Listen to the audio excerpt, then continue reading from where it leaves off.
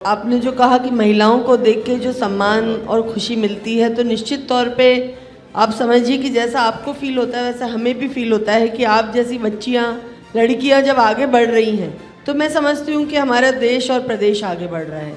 आज मैं याद करना चाहूँगी राजीव गांधी जी को कि जो महिलाओं को सशक्तिकरण के मुद्दे पे उन्होंने पंचायती राज लोकल बॉडीज़ में आरक्षण की बात आज से 30-35 साल पहले कही, और आज जो महिलाएं, आज मैं आपको मंच पे नज़र आ रही हूँ, मैं एक ज़िला परिषद की मेंबर थी पिछले 25 साल पहले, तो मैं समझती हूँ राजीव गांधी जी की ऐसी सोच थी कि देश की महिलाएं आगे बढ़े, उनको हर प्लेटफॉर्म पे मौका मिले, और आज हम 50% पे सरपंच, प्रधान, ज़िला परिषद, पार्षद, मेयर, चेयरमैन दिख रही हैं, तो हमारे उस नेता की दूरदर्शिता की सोच थी।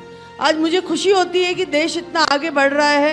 हमारे जो प्रिय जितने नेता थे, हमारे इस देश के प्रधानमंत्री रहे, चाहे वो जवाहरलाल नेहरू रहे हों, चाहे इंदिरा गांधी जी रही हों, चाहे राजीव गांधी जी रहे हों, चाहे डॉक्टर मनमोहन सिंह जी रहे हों, इस देश के अंदर आज हम लोगों को IIT कॉलेज दिख रहे हैं, IIM दिख रहे हैं, महिलाएं तरक्की करती हुई नज़र आ रही हैं, हर व्यक्ति के हाथ में स्मार्टफोन नज़र आ रहा है।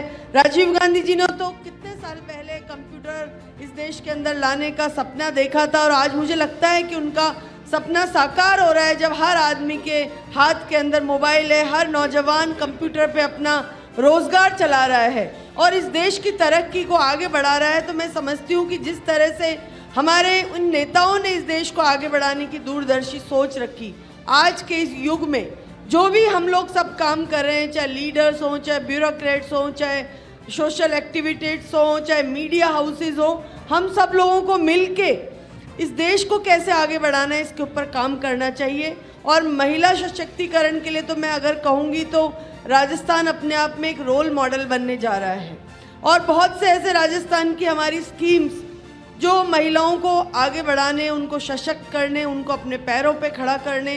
कोविड जैसी महामारी आई, मैं समझती हूँ न सिर्फ देश, हिंदुस्तान, पूरी दुनिया जब इस चीज़ से त्रस्त हुई, तब हम लोगों ने राजस्थान की महिलाओं को संभाला, उनको संवारा, और आज हमारी तरक्की और प्रगति के अंदर राजस्थान की महिलाओं का बहुत बड़ा योगदान है।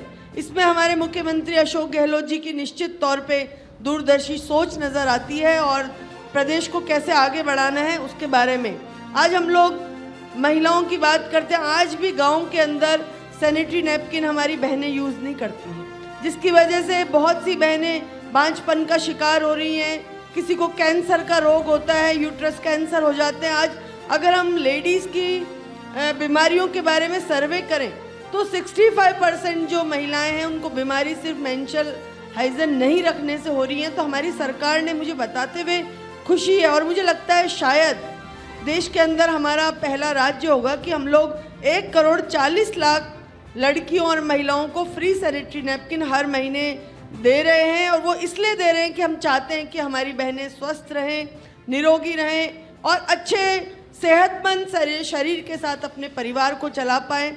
हम लोगों ने IIM शक्ति योजना चलाई प्रदेश के अंदर। कोविड के अंदर जब आर्थिक तंगी हुई तो सबसे पहले लड़की को घर के अंदर बिठाया गया। अगर किसी के घर में 2 बच्चे हैं तो वो ये कहेगा कि बेटे को तो स्कूल कंटिन्यू करो, लेकिन लड़की को रोक लो क्योंकि पैसा कम है। ऐसी स्थिति के अंदर हम लोगों ने कोविड में IIM शक्ति योजना हमारे प्रदेश में चलाई, और उससे लगभग 2 लाख महिलाओं को, ड्रॉप आउट बच्चियों को हमने वापस स्कूल से जोड़ा। कम से कम 200-250 करोड़ लोन हम अपनी बहनों को सब्सिडाइज लोन देके उनको, ये कोविड के दौरान की बात मैं आपको बता रही हूँ क्योंकि उस समय ज़रूरत थी हम लोगों को हमारे प्रदेश को संभालने की।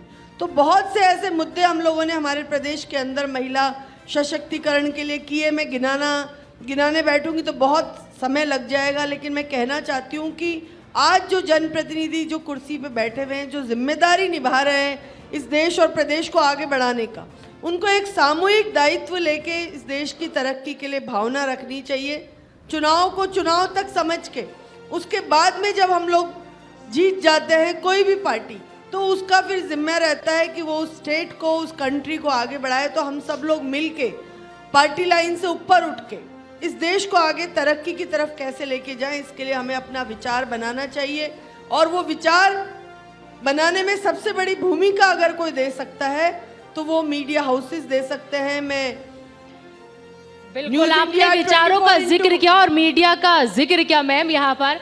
तो हम मीडिया वालों ने आपके काम को जितना बेहतर आपने बताया, हमने समझा, उसके लिए हमने एक एवी तैयार की है। उसके जरिए हम दर्शकों को दिखाएंगे कि आप आखिर है क्या शख्सियत।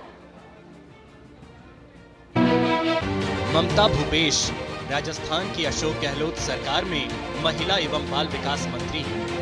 आप अखिल भारतीय महिला कांग्रेस की राष्ट्रीय सचिव हैं। राजस्थान के सिकराय विधानसभा क्षेत्र से दूसरी बार विधायक हैं। आपने राज्य में महिला एवं बाल विकास के क्षेत्र में आधारभूत और बेहतरीन कार्य किया है, जिससे राज्य में महिला एवं बाल विकास के क्षेत्र में नई तस्वीर बनी है। इन्होंने पहली बार 1000 करोड़ रुपए की महिला शक्ति निधि का प्रावधान किया। इतना ही नहीं, 10 से 45 साल की किशोरियों और महिलाओं को निःशुल्क सैनिटरी नैपकिन वितरित करने की योजना बनाई, जिसकी तारीफ हर तरफ हो रही है। महिलाओं की आवाज को बुलंद करने वाली राजस्थान सरकार में मंत्री ममता भूपेश की न्यूज इंडिया के राइजिंग इंडिया कॉन्क्लेव में स्वागत है। Thank you very much. बहुत बहुत शुक्रिया मैम।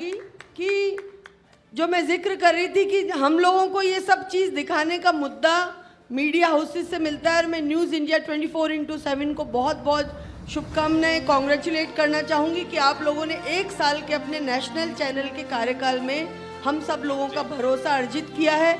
और मैं यही भावनाएं रखूँगी कि जिस तरह से आप अभी काम कर रहे हैं, इस देश की आवाज़ आप बने, ज़रूरी मुद्दों को आप उठाएं और हमारा भारत कैसे आगे बढ़ सकता है, कैसे सशक्त हो सकता है, उसमें अपनी स्ट्रॉन्ग भूमिका निभाएं। मुझे यहाँ पे बुला के आप सब लोगों ने मिलने का, अपनी बात रखने का जो मौका दिया, उसके लिए मैं न्यूज़ इंडिया 24x7 पूरे परिवार को बहुत बहुत धन्यवाद देना चाहूँगी। मैडम, आपका बहुत शुक्रिया।